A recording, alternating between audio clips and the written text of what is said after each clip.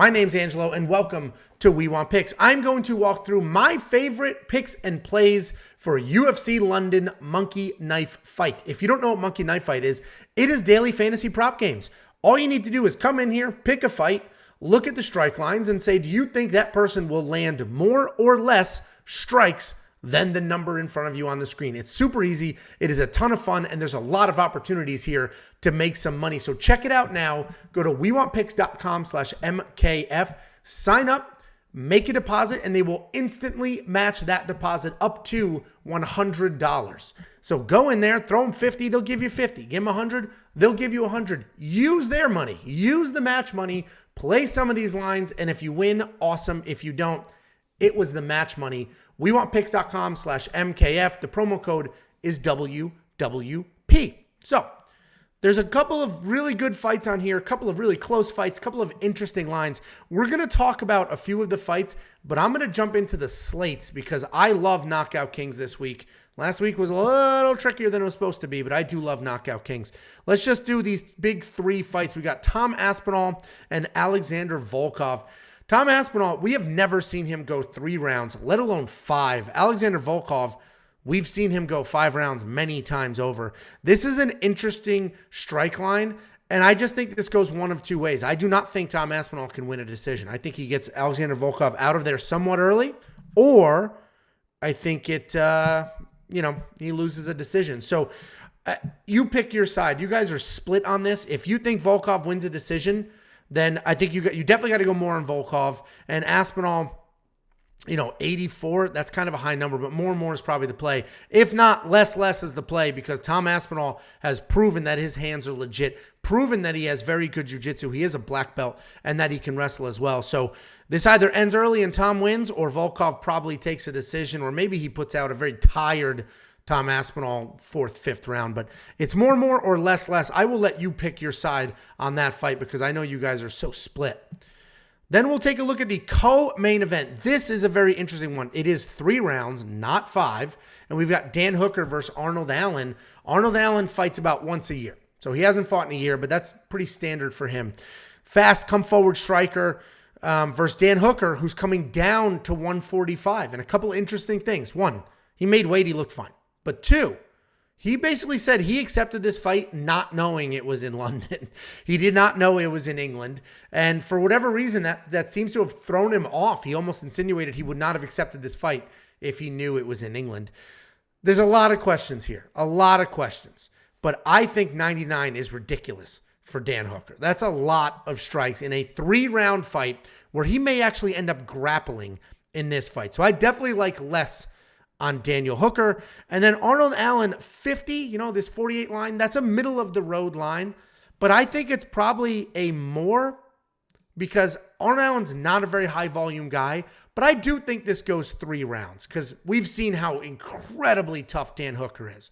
He's been in wars with some of the best to do it.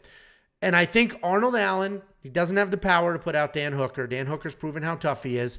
So I think Arnold Allen wins a decision.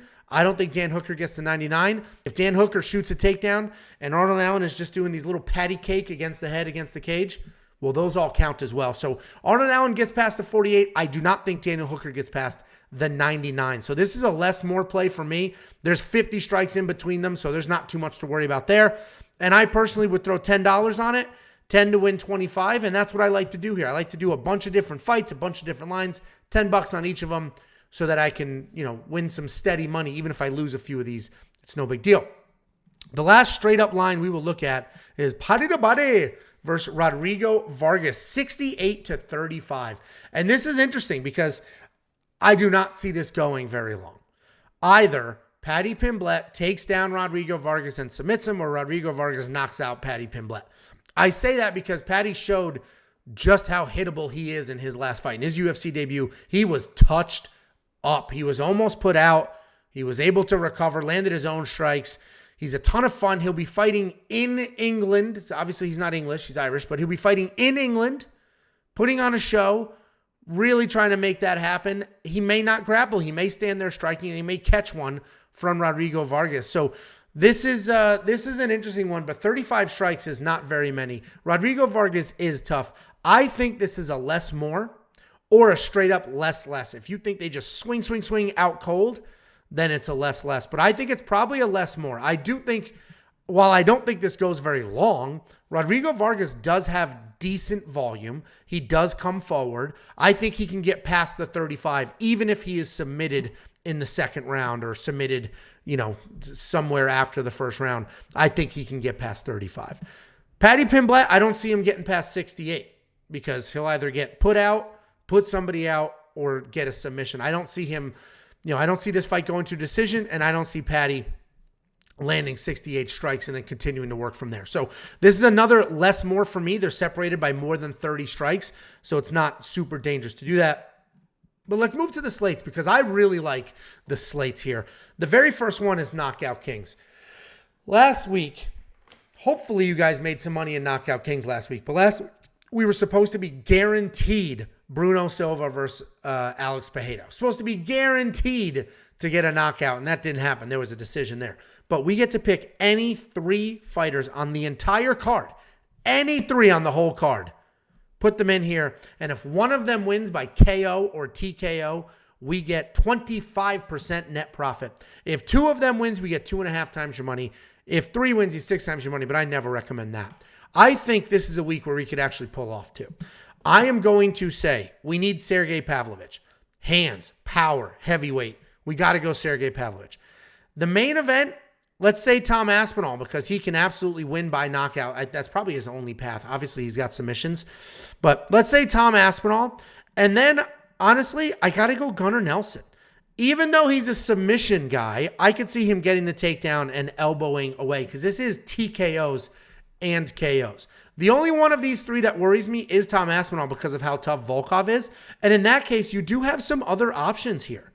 There's, Nikita Krylov technically could win by KO, TKO. I don't see Americani winning that way. Or obviously Paddy Pimblett or Rodrigo Vargas. Ilia Topuria as well. He's been taking people's heads off. He's likely not the better striker in this matchup, but he can certainly elbow his way to a win. So definitely Sergey, definitely Gunnar Nelson, and your third can be Ilia Topuria, Paddy, Rodrigo, depending what side you're on, if you don't like Tom Aspinall. So I like this for Knockout Kings play. I personally like to do $50, $100, depending on the week, and just do it on the straight up. I just need 1.